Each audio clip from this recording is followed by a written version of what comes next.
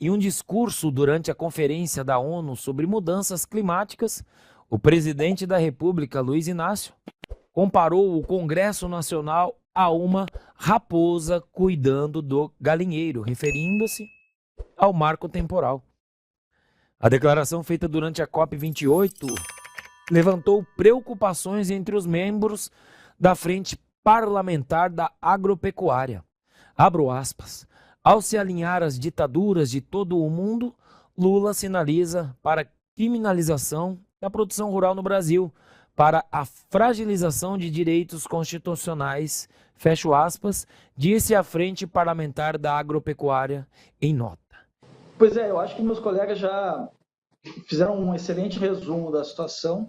É óbvio que é uma fala cretina do Lula, mas não é surpreendente, né? Ele, desde as eleições, faz ataques sistemáticos ao agro, né? Chamou o agro de fascista e várias outras coisas, lembrando que é o agro que sustenta o país.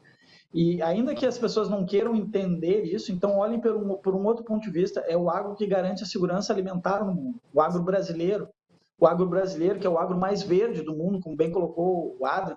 A gente tem a legislação ambiental mais restritiva do mundo e ainda assim consegue produzir o tanto que a gente produz. A história do marco temporal, ela simplesmente, se passasse essa ideia maluca deles, ela dobraria a área hoje indígena no Brasil de 14% para 30%, ou seja, é um absurdo. É pelo contrário, nós temos que reduzir e permitir, inclusive, que as próprias tribos tenham a possibilidade, a permissão de produzir nas suas terras e aumentar a nossa produção agrícola. Agora, é interessante notar que o Lula faz um desserviço para o país ao falar do agro brasileiro no exterior, ou seja, ele faz uma propaganda negativa do próprio produto, do próprio país. Se fosse o Macron falando que a gente toca fogo nas girafas aqui, eu entenderia, porque ele estaria defendendo os produtores rurais franceses, que são subsidiados pelo governo. Mas não, é o presidente do Brasil falando mal do agro do Brasil.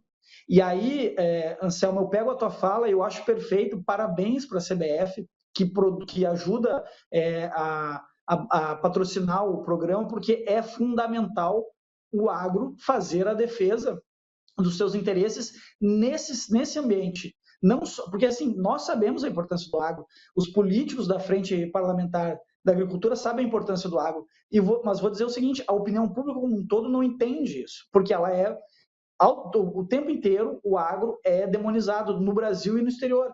Então a gente precisa trabalhar a imagem, e aí eu falo para os produtores rurais, eu já falei isso aqui algumas vezes, eu tinha um projeto no início do ano, levei inclusive para a Frente Parlamentar, acharam que não precisava, que o agro estava tudo certo, que ninguém vai mexer com o agro.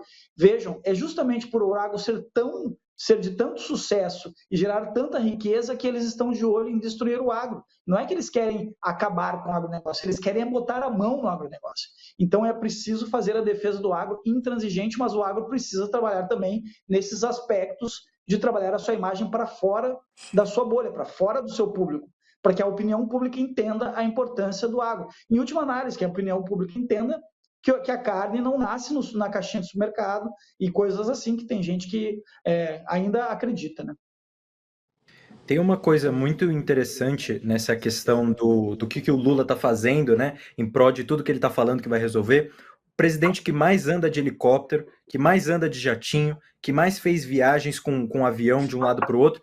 Ou seja, o que ele está falando de redução de CO2? Por que ele não pega um avião fretado? Então, por que ele não, em vez de fazer viagem e de volta para levar os assessores, em vez de gastar 68 mil reais com uma suíte presidencial megalomaníaca em Abu Dhabi, o cara sabe que, por exemplo, caminhão. Quantos caminhões hoje não andam na rodovia, fazem um trabalho excelente, entregam, tem que transportar, etc.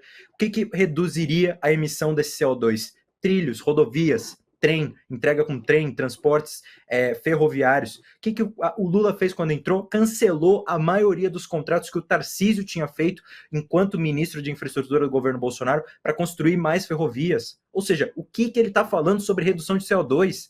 O Gustavo falou muito bem isso, o único presidente entre todos os países que fala mal do próprio país. Não se vê a França falando mal da França, não se vê o Biden falando mal dos Estados Unidos, não se vê o Xi Jinping falando mal da China.